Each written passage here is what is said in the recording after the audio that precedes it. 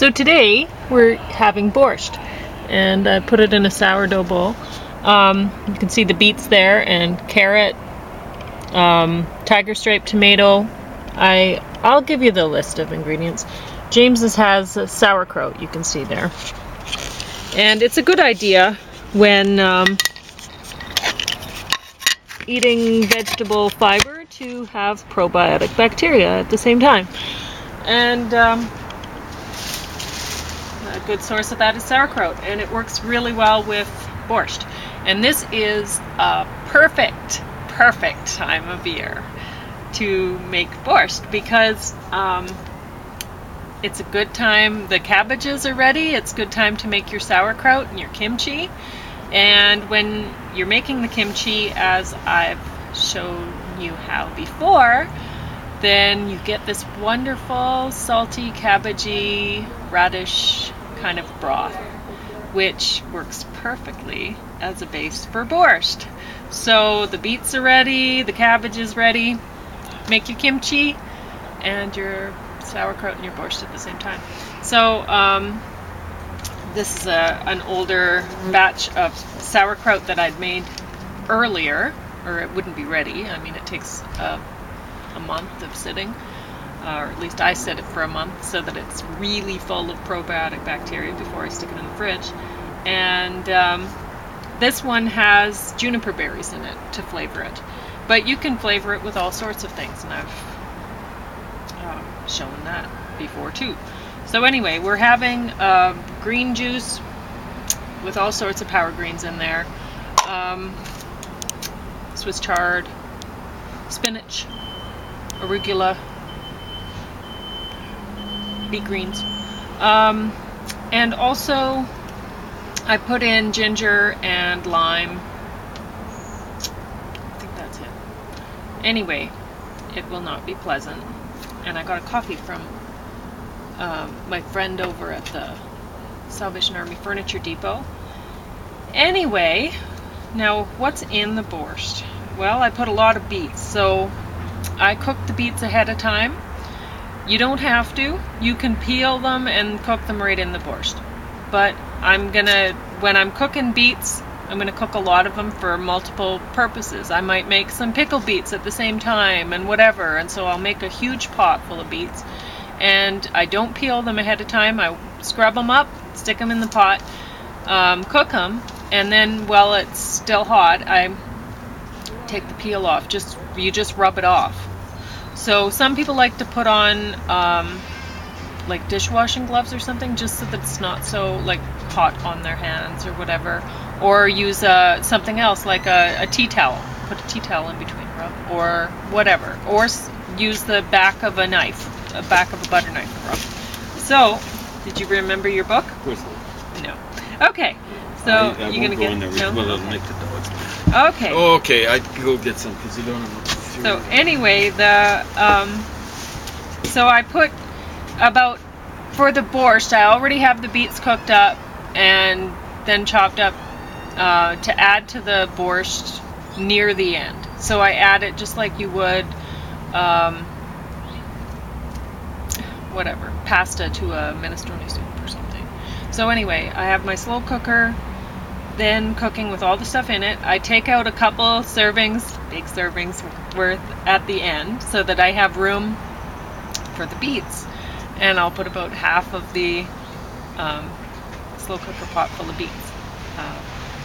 Anyway, at the end. So, but in the meantime, before that, the slow cooker pot is full of all sorts of ingredients. Well, it's going the beets ingredients. So, or the borscht ingredients. So, you use your broth from that kimchi, and then you put in a few potatoes chopped up, just maybe 2 large ones or whatever. And then a couple carrots peeled and chopped. I put in about a teaspoon of celery seeds and about this much worth of leeks, and about that long. So it worked out. I used, I think it was 8 leeks, but mine were small that were given to me. So, I don't know. 3 tablespoons of apple cider vinegar. I also put in some lemon juice. Just a little bit. 1 lemon. And I put in quite a few of those tiger stripe tomatoes, which I'd taken the seeds out first. So, I put in a couple bay leaves and about a 1/4 teaspoon of black pepper and a couple garlic cloves and about a 1/4 cup of dill. That was the leaves chopped up. Now you can put less or you can put more if you like it that way, whatever. But I think that's all for my borscht, and it's excellent. I don't think you could find a better borscht. So, notes on an appearance. What book are you going to talk about? Okay, I'll talk about this first. Notes on an appearance was very indie, very art film, very bad. Not worth watching. Okay, go ahead with your book. I like the map on the back. Yeah. Okay, 12 rules for, I thought it was living, but for life. Written by a dude who's in the news a lot recently, Jordan Peterson, former professor at the University of Toronto, here in Canada. And maybe still is, I don't know. I think they tried to get rid of him because he did something like refuse to use the personal pronouns that were being imposed on him by I think the administration. So I have sympathy for him, although in that issue the personal pronouns shouldn't be imposed on people. If we're going to go over and change the language, I don't believe in changing the language and stuff like that. If we do, it should be one personal pronoun. It's no one's business what gender I am, and it's frankly not my business to be telling people what to be using a personal pronoun. I could invent some sort of crazy gender of my own. And what I say is, there's 6.7 billion people in the world today. There's 6.7 genders. You can't go around asking people to. It's hard enough to ask people to know your name, your first name. Professors see hundreds of people possibly per semester, dozens for sure. And, well, not for sure, but on average, if they're teaching an introductory course, and it's tough enough to ask them. They're supposed to memorize on top of a name, they're supposed to associate with a gender. That's crazy. If you're going to change the personal pronouns for gender, get one. What's going on? Nothing.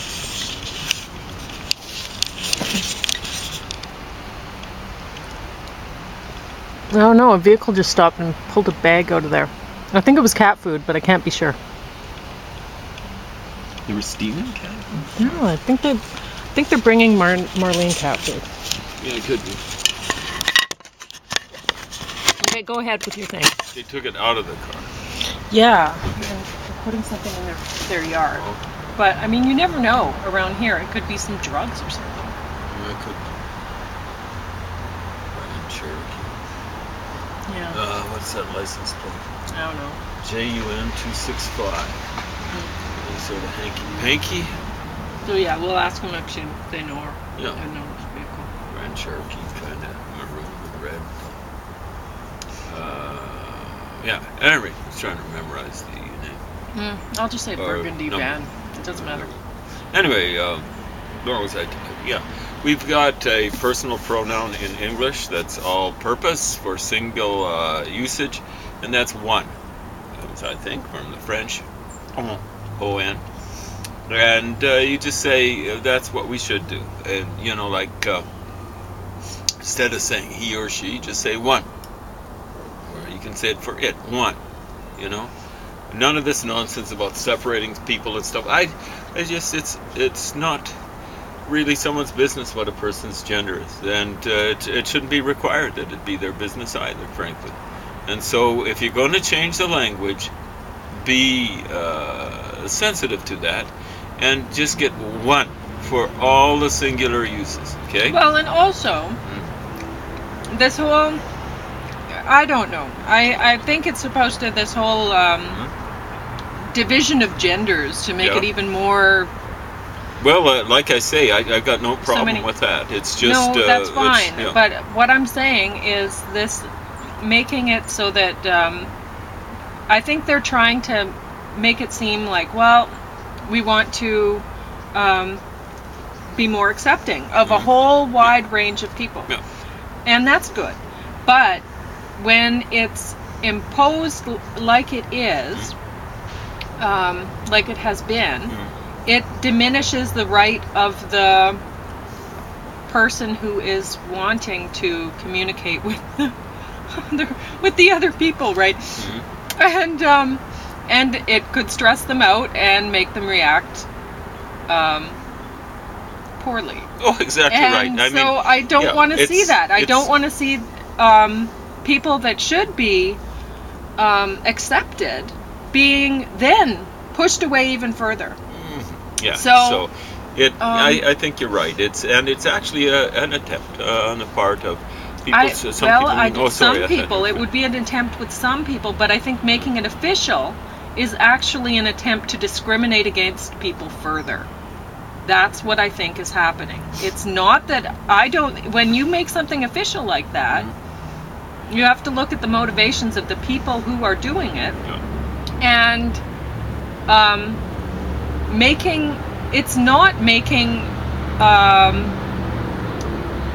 when they're pushing a whole bunch of different gender designations into people's faces, it is not making people look at all of the different genders as one. It's not making them appreciate the people as just, yes, you are just one people. Like me, like you, like everyone else, we're all just one people.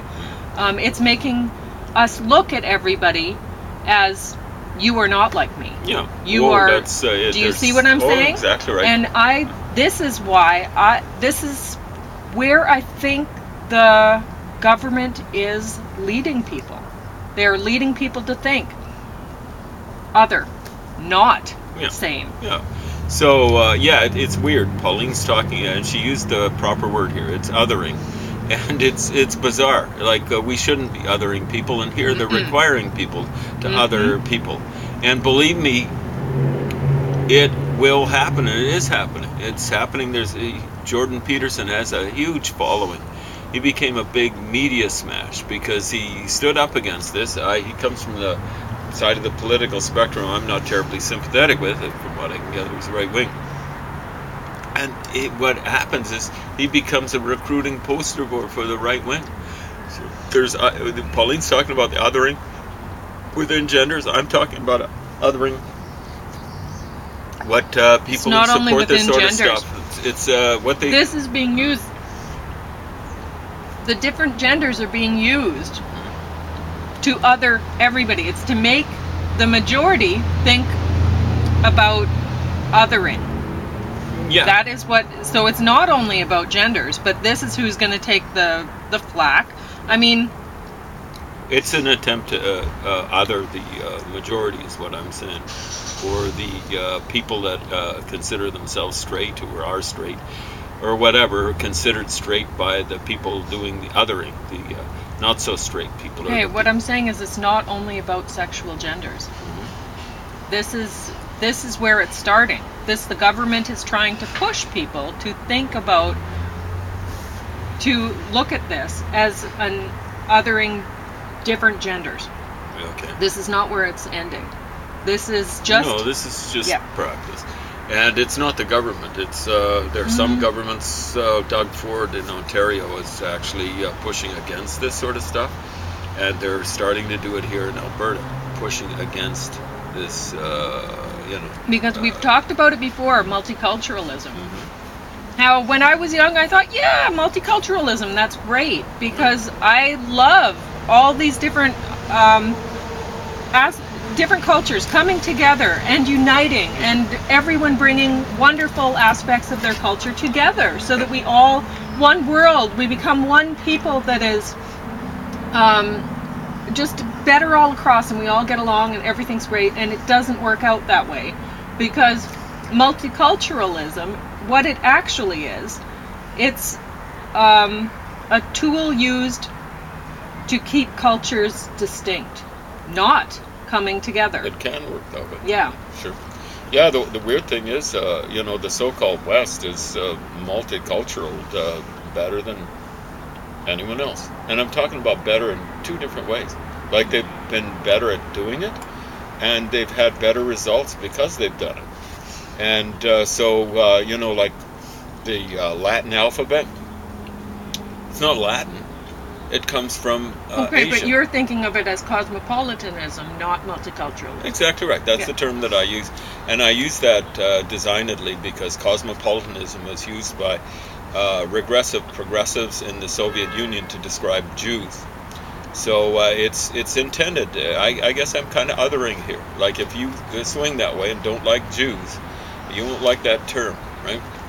And so I don't believe in internationalism. That's the Soviet model of imposing socialism on everyone. And I don't believe in globalization. I believe in cosmopolitanism, where it's not so much imposed, but it's people doing it of their own free will.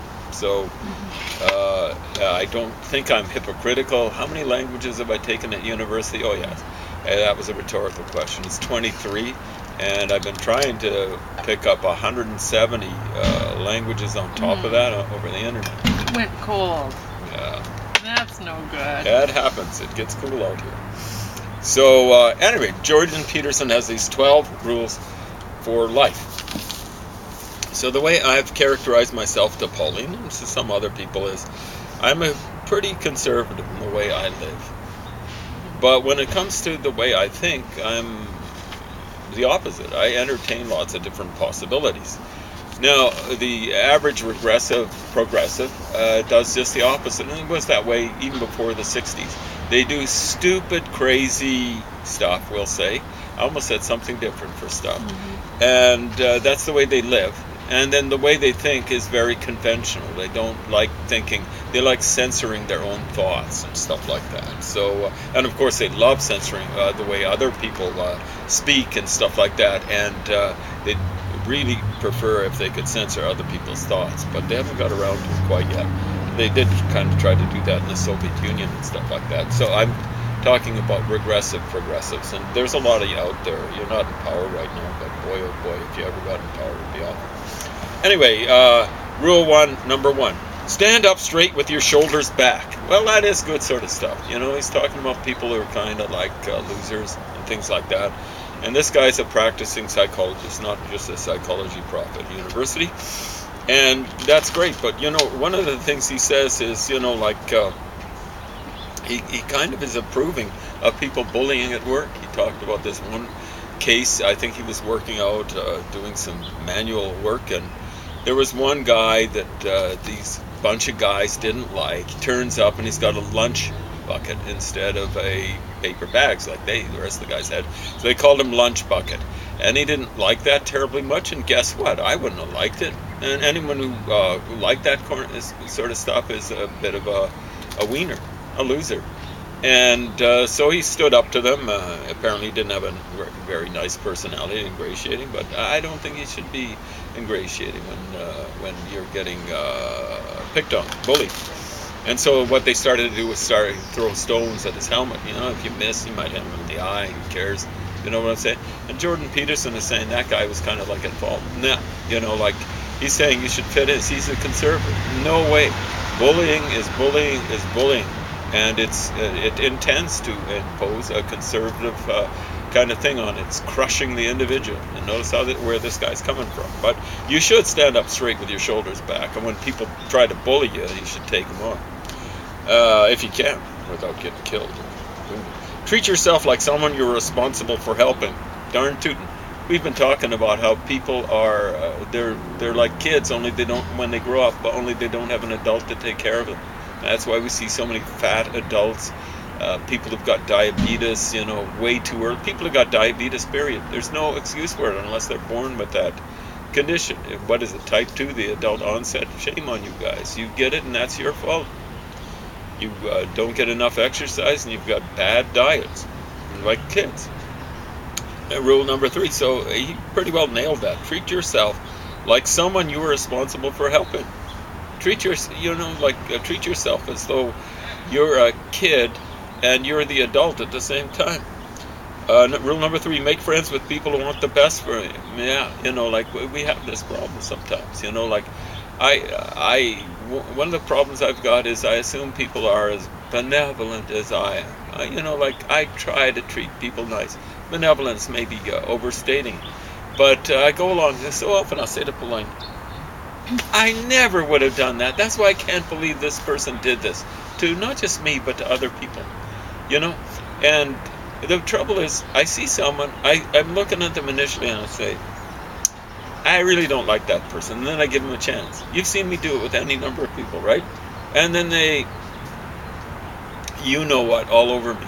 And then I'm going, yeah, so I could use this rule. Make friends with people who want the best for you. Mm-hmm. Go ahead, James. Okay. You still have lots of time. Compare yourself to who you were yesterday, not to who someone else is today.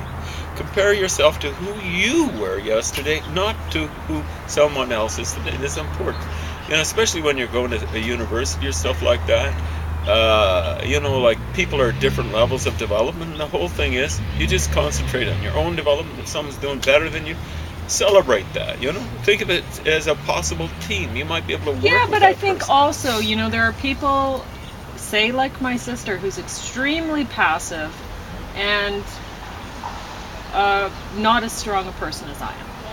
And if they're they might be looking at other people and thinking, gosh, I'm not as, my math skills really, they're not what James's are, or whatever. Mm-hmm. But at the same time, I don't have a problem with that. I don't have a problem with, say, my sister looking to you, recognizing that your math skills are better, mm-hmm. right? No. But not getting down on it about it herself, about her math skills, because there are certainly many people out there that have worse math skills than she does, right? So it's good to recognize very your accomplishments, mm-hmm. and how that you are better skilled in that area. It's good. You can't be walking around thinking, oh yeah, I'm better than I was yesterday, and I'm the only thing that matters.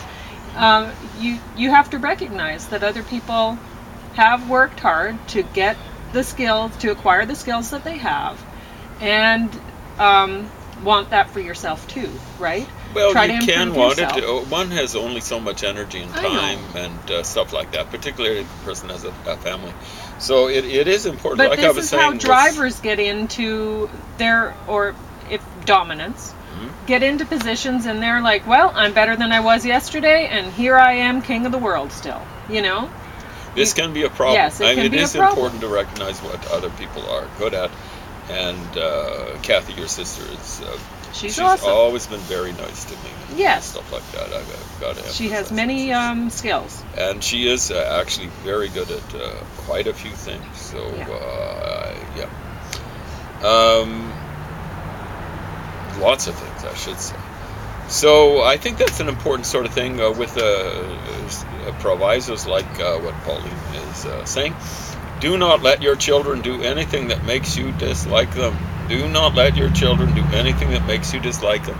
In other words, don't let them be crying and screaming in public and stuff like that, trying to shame you into doing what they want. Now, this guy's kind of interesting. He kind of believes in swatting on the bum.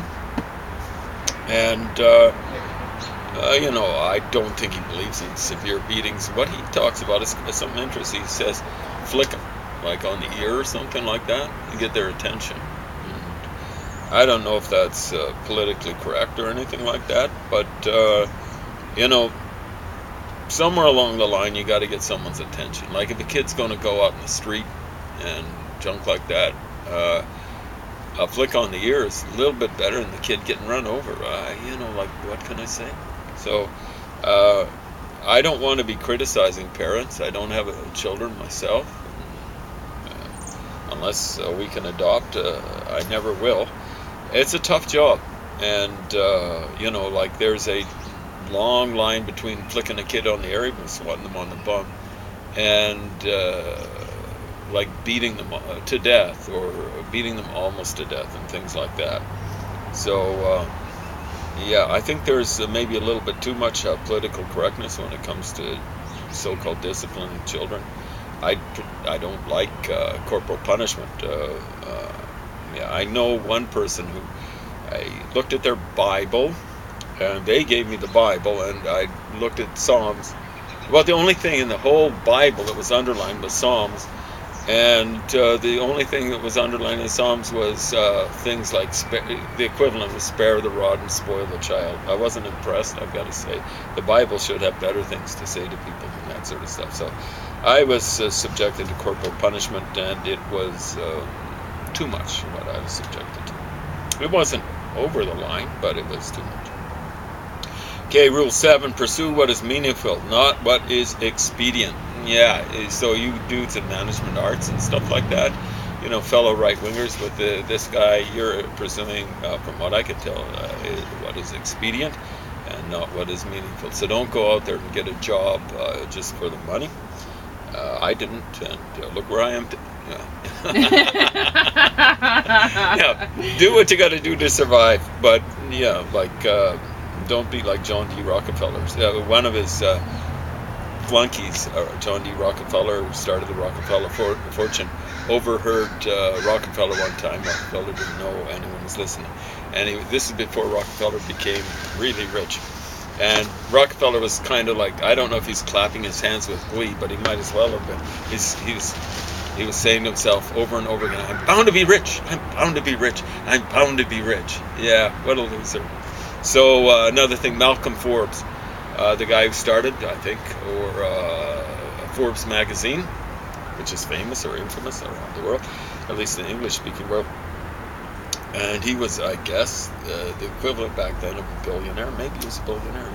And he said, he who dies with the most toys wins. No, it loses. Losers. People will, you might think you win when you die or something like that, but you'll leave a legacy. I laugh at Malcolm Forbes, or whatever his first name was. He's a loser, right? So that's how you're going to be judged. Anyway, yeah, try to make meaningful. Try to do a little bit of a contribution to the world. Like Pauline's trying to contribute out there to the world. It's still going. There we go. Rule number 8, tell the truth, or at least don't lie. So sometimes people don't have to tell other people what the truth is. Like a person asks you something, like like how they're looking or something like that, you're going to have to tell them the truth. But I don't know if I agree with that. Oh yeah.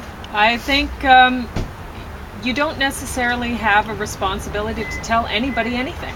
There are a lot of people who they'll ask you questions because they want to control you.